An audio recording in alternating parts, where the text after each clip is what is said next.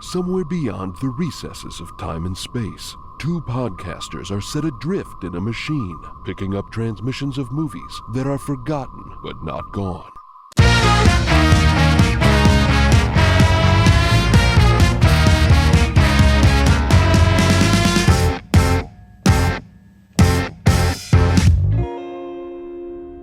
Welcome to Movie Memory Machine 5-4, the series where we talk about 5 films thematically related to the movie we are discussing this week. I am your host, Landen Solano, joined always by my co-host, Truman Caps. Truman, it is good to see you. Landen, it's good to be seen. Give me what you got. Okay, this week we are talking about the Rowdy Cow film, Barnyard. Let's go back before there were rowdy cows to our first film, where there have always been rowdy cows, Landon. You cannot deny their existence. I can't, but they learned how to be rowdy, not from other cows, but from pigs. Ah, yes, Animal Farm, the animated version from 1954. These pigs look very mad. The film that I thought for half of the time that I was researching Barnyard, I thought we were covering. Yep. Your brain replaced one complete fluff movie with a much more substantial movie.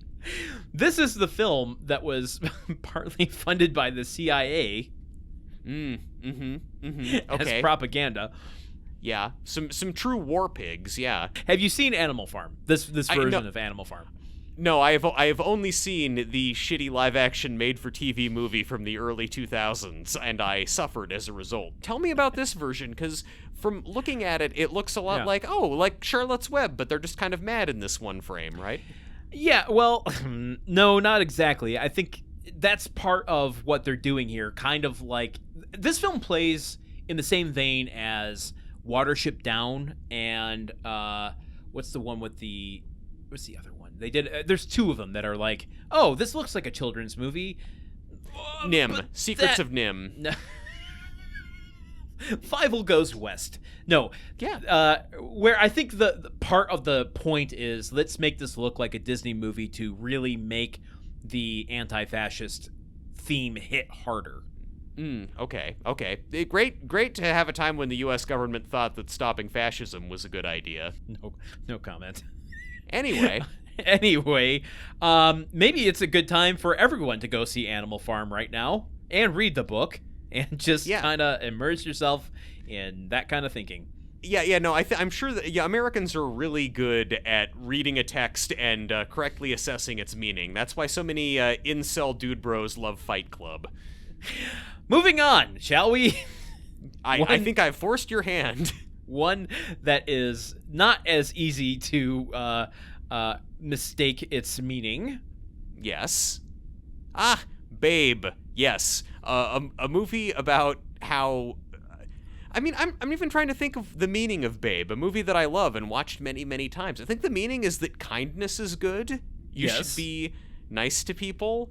And, I think it's just don't be a dick, basically, which many of the rowdy cows in Barnyard could have internalized this message. You know what I like about this is, like, I feel like nowadays a movie like Babe, if it was made not in 1995, but made in 2025, you get a film that is in one of 2 directions that this film perfectly balances. So Babe in and of itself is very, very sweet and just perfectly toned to the emotionality, the humor of it. But Babe is also still a bit of a rapscallion. Like he gets his snout into things, right? 2025, I think this film goes either like full bore, we're gonna be super sentimental, or full bore Wild Mike from Barnyard. Like, give it... This is just going to be one of those obnoxious movies that kids put on to annoy their parents while they're making pancakes in the other room. Yeah, I feel like Babe 2, Pig in the City almost goes a little bit more Wild Mike than this one. I know that the sequel has had quite a reappraisal, and I only remember seeing it the one time in theaters, and immediately, even as a kid, thinking like, this is a little more dark and hard-edged than the original Babe. I don't know if I signed up for this one. Yeah, the sequel directed by none other than Fury Road's George Miller. Yes, who wrote the screenplay for original Babe Prime. All right, let's move on to the next one. We talked about this ad nauseum on the episode. Cars. Wow. I mean, the opposite of animals are cars. And that's a fact. Is that true? Yeah, no, it's in the Bible. Look it up. It's right there. Why cars? Tell me about your thinking. Well, I mean, I pulled Cars just because of the questions it raises about the universe in which it's set. You know, you're right. I'm sorry. I'm remembering now. We did discuss Cars rather heavily as a thing that, I mean, any discussion of Cars amongst adults immediately turns to the logistical questions about how this world functions. And I think the same could be asked about Barnyard, but because Barnyard's forgotten, no one asks about it. Well, you know, I feel like Cars is a much easier film to merchandise because kids are more likely to want to buy personalized toy cars. That's certainly why it's been the most popular and the first sequelized of the Pixar movies. True. But then, but and I guess also because it's indisputably a better movie than Barnyard, and I'm saying this having not even seen Cars. Well, I have seen Cars. In fact, I think I own Cars. Well, you own a car. I own the movie Cars on Blu-ray. The one thing that Cars has going for it over Barnyard is I don't believe another car drinks the oil out of another car. Yeah, you know, that's one. Even in the sequel, Cars 2, which everyone has been trying to forget, including the other movies in the Cars franchise. You sure there's no oil drinking in that? I don't. I've only seen the first one, so I can't speak for 2 and 3. But as far as I know. Man, I'm just waiting for the crossover Car Yard where all the cars get to meet Wild Mike and the gang. Oh man.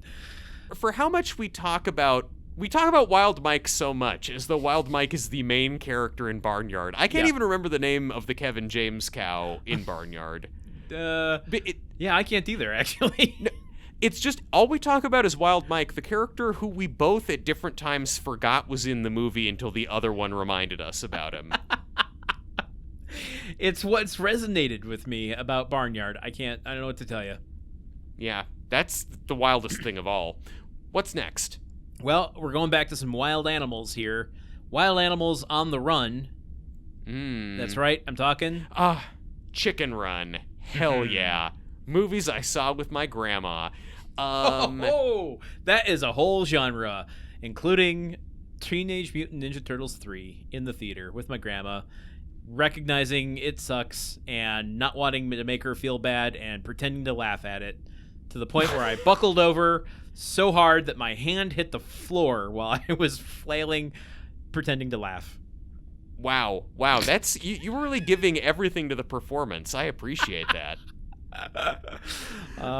You can't take that away from me. No, you certainly can't. Much like you can't take the eggs away from these No, wait, they were taking the eggs away from the chickens on the farm, but it's when the chickens on the farm learn that they themselves are going to be turned into pies, that's when it becomes a problem. Indeed.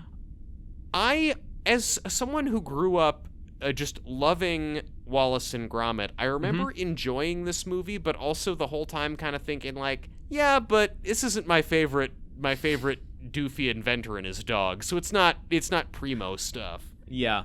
Would it have been improved if they were all penguins? You know, honestly, it might have, but the thing is that the thing about Feathers McGraw, the erstwhile villain of the Wallace and Gromit series, is that he never says anything. So it would have to be a completely silent movie, which Aardman Animation has proven they can do. The Shaun the Sheep movies have no dialogue in them at all. It's just sheep going around doing stuff and bawing at each other. I would watch that, like, maybe not a full movie, but like a series of vignettes, like Wile E. Coyote style, you know, the coyote and the roadrunner, of you know, McGraw doing his little capers and thieves. Yeah, I mean, I'm glad that they've brought Feathers back for the new movie on Netflix, which I still have yet to watch, a real oversight on my behalf. But yeah, I think that those sort of shenanigans are really well suited to a TV series. I think Chicken Run is much better suited to a TV series than Barnyard, a movie that is... Like, Barnyard's about nothing. Barnyard is the Seinfeld of farm animals having a good time shows. Yeah. Chicken Run, a TV series about that, could be every episode they're trying to find a new way to escape from the chicken farm. It makes more sense. Yeah. I like that this is basically The Great Escape, but with chickens on a farm. Yes. Right on down to the Mel Gibson chicken basically jumping a motorcycle into the camp at the beginning in slow motion. Oh, goodness. All right, let's move on to our last film, one that I'm sure we've both seen, that many, many people have seen. It is certainly not forgotten. Ah, the fantastic Mr. Fox. I think a real achievement to do a stop-motion movie with furry-faced characters that is not creepy. I mean, I would make an argument for when they get those spirally eyes being a little creepy. I mean, it's a little bit, yeah, it can be disconcerting. I mean, just looking even at like an individual still close-up of Mr. Fox's face when it's not animated and moving, I guess that does get to you after a little while. You can't make eye contact. Yeah, it does. I mean, yeah, watching it not moving does look a little taxidermied. I mean, a really delightful, whimsical movie about animals having a good time, but again, the animals all have very real motivations. They're really fully drawn characters. Their lives don't just revolve around dancing to music, although they also do like to dance, and they love to dance and party and eat food in a ravenous fashion. That is exactly why I picked this film as a thematic connection to Barnyard, because they at times have like ate too much sugar energy that Barnyard also has. For how civilized these animals are most of the time, you know, they're reading the paper, they have lawyers, they have meetings to discuss things. Like, they get into a fight and they'll start snarling at each other. You know, they devour food with both hands, just flinging everything into their face, like me with a burrito. It allows them space to be wild animals, but also it doesn't make them such beasts that you can barely relate to them, like the animals in Barnyard. And I'll say this, too, about Chicken Run and this film. Like, there's something about Barnyard, upon reflection, that I'm like, maybe a vengeance story isn't exactly the best suited for a children's film. A caper, you think? Like escaping from something or breaking into somewhere. That's a good analog for, you know, animals on the loose. Yeah, a heist of some kind is a little easier than all of these really heady I mean, the thing about a movie like Fantastic Mr. Fox is that it deals with sort of heady and adult subject matter, but is still lighthearted and fun, and you don't really, like, feel the shift between them, whereas Barnyard is about, you know, a widowed pregnant cow and your dad dying and having to step up and take leadership so everyone you know doesn't get slaughtered, and the tonal shifts between that and boy tipping give you whiplash. Yes, it's very true. Well, those are 5 films you can go check out if you liked Barnyard or if you want to watch something in lieu of Barnyard. And until next time, when we bring you the next 5-4, I have been Landon Solano. And I've been Truman Caps. See you then. Movie Memory Machine is part of the Gruntwork Podcast Network. Join our Patreon at patreon.com/gruntworkpod to keep the machine running. Theme song by Porky's Groove Machine. Rate us on Apple Podcasts or wherever you listen. For more information on today's show, visit MovieMemoryMachine.com.